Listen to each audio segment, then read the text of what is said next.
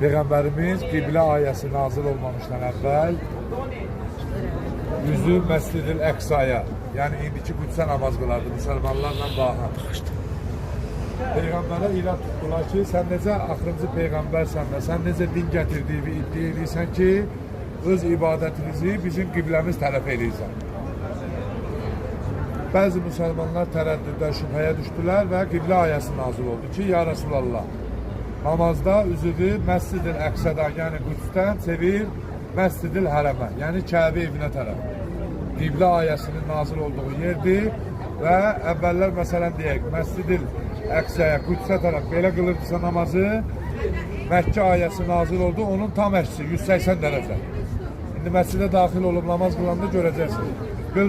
İndi qıldığımız tərəf Məkkə tərəfdir, onun tam əksi isə, tam arxası isə Qüds tərəfdir, Məscid-i Əqsə tərəf. Gedəcəyimiz yerlər, bir kəlmə onu deyim ki, getdiyimiz yer Uhudun özü olsun, bura olsun, bundan sonra gedəcəyimiz Quba məscidi olsun, Məkkədə gedəcəyimiz yerlər olsun, hər biri Peyğəmbərin, imamların, övliya və salihlərin getdikləri yer olur. Nə xoş bizim halımıza ki, böyük şəxsiyyətlərin, ilahi elçilərin getdiyi yerdir, ayələr nazil olduğu yerdir ki, bizlərin də ayağımız o yerlərə dəyir. Allah ziyarətlərimizi qəbul eləsin.